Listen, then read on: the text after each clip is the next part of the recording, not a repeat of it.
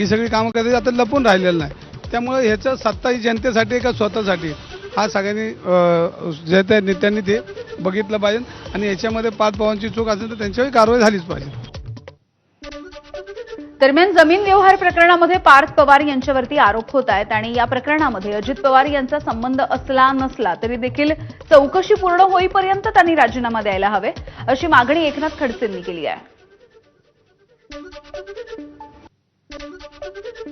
चौकशी तुमच्या मुलाची होते आणि तुम्ही सरकारमध्ये आहात.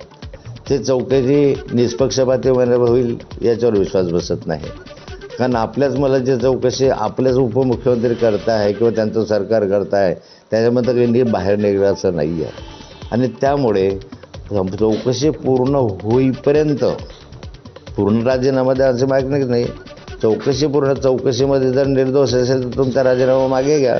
तोपर्यंत तरी राजीनामा दिला पाहिजे अशी मागणी आहे. तर अजित पवार यांनी जमीन खाल्ली त्यावरती पांघरुण घालायला मुख्यमंत्री बसलेत अशी प्रतिक्रिया उद्धव ठाकरे यांनी दिली आहे.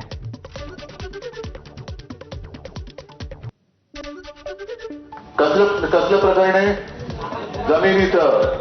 जमीन घोटाळा. मुख्यमंत्री इकडे शेतकऱ्याची जमीन वाहून गेले, ती जमीन बघायला येत नाही, त्याला मदत द्यायला येत नाही, पण तिकडे अजित पवारनी जी जमीन खाल्ले ती त्याच्यावरती पांघरुण घालायला तिकडे बसलेले आहेत. हे भ्रष्टाचारांना पाठीशी घालणारं सरकार आहे. शेतकऱ्यांच्या मदतीला येणारं सरकार नाही.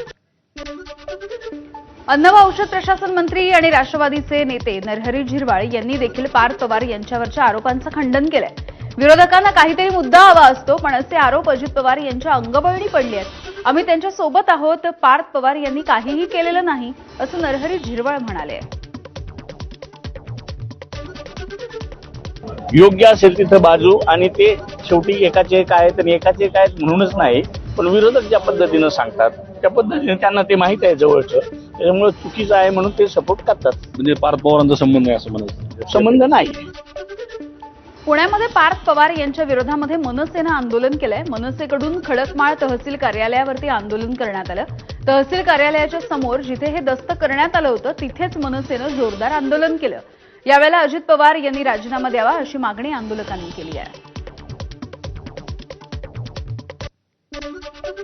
मराठा आरक्षणासाठी मोठं जनआंदोलन उभे करणारे नेते मनोज जरांगे पाटील यांनी आज पत्रकार परिषद घेतली आणि त्यांच्या हत्येचा कट रचण्यात आलाय याविषयी मोठा खुलासा केलाय. आपल्या हत्येचा कट माजी मंत्री धनंजय मुंडे यांनीच रचला असा थेट आरोप जरांगेंनी केला. आपल्याला मारण्यासाठी मुंडेंनी आरोपींना 2.5 कोटी रुपयांची सुपारी दिली. त्यानंतर आपल्या गाडीचा अपघात घडवून हत्येचा कट रचला असा आरोप जरांगेंनी केलाय. धनंजय मुंडे म्हणला नवी गाडी देण्यापेक्षा माझ्याकडे जुनी आहे आणि बाहेर राज्याच्या पासिंगची आहे, ती गाडी तुला मी देतो, नवी असो किंवा जुनी असो, आणि तुमचं चालू द्या किंवा ते त्यांच्या बरोबर आहे. तुम्ही हे तपासात उघडं पाडा. याच्यात हे करणाऱ्यापेक्षा याच्यातला मूळ धनंजय मुंडे. मनोज जरांगे पाटील यांनी हे आरोप केले. यानंतर धनंजय मुंडे यांनी देखील पत्रकार परिषद घेतली आणि सगळे आरोप फेटाळून लावले. तसंच या संपूर्ण प्रकरणाची सीबीआय चौकशी करा अशी मागणी देखील धनंजय मुंडे यांनी मुख्यमंत्री फडणवीसांकडे केली आहे. यासोबतच आरोपींसह माजी आणि मनोज जरांगे यांची नार्को टेस्ट करावी अशी मागणी देखील धनंजय मुंडेंनी केली आहे. मनोज जरांगे पाटील यांच्या हत्येचा कट रचण्यात आल्याच्या बातम्या समोर येत आहेत. जरांगे पाटील यांनी पत्रकार परिषद घेऊन माझ्या हत्येची सुपारी धनंजय मुंडे यांनी दिली असा खळबळजनक आरोप केला. यानंतर धनंजय मुंडेंनी देखील त्याला उत्तर दिलं आणि हे सगळे आरोप फेटाळून लावले. यानंतर आता पुन्हा एकदा मनोज जरांगे पाटील यांनी या सगळ्या प्रकरणाविषयी भाष्य केलंय. त्यावेळेला त्यांनी धनंजय मुंडे आणि आरोपीची ऑडिओ क्लिप देखील ऐकवली. मनोज जरांगे पाटील यांनी सुरुवातीला 2 अटक करण्यात आलेल्या आरोपींची ऑडिओ क्लिप ऐकवली आणि यानंतर त्यांनी धनंजय मुंडे आणि आणखी एका आरोपीची देखील ऑडिओ क्लिप ऐकवली आहे. दरम्यान आपण सीबीआय चौकशीसाठी तयार आहोत असंही त्यांनी म्हटलंय. तसंच नार्को टेस्टसाठी पहिला अर्ज करणार असल्याचा दावा देखील जरांगेंनी केलाय.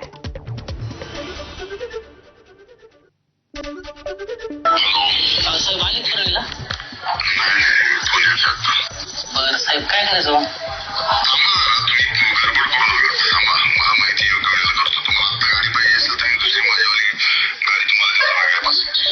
सांगतो काय सांगतो. रविवारी येतो मग साहेब.